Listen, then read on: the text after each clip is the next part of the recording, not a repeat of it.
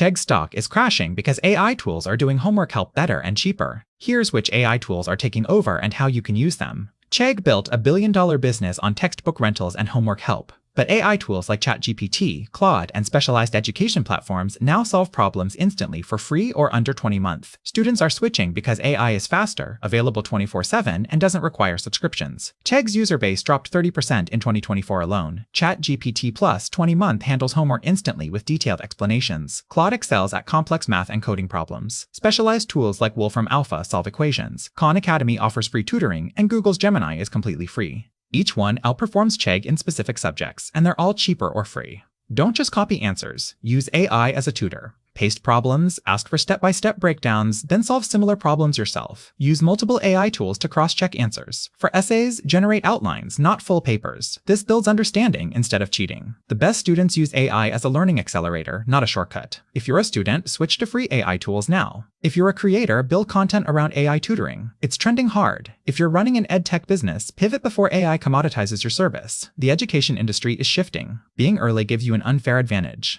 If this helped, smash like and subscribe for more AI disruption analysis. Comment below which AI tool are you using for learning.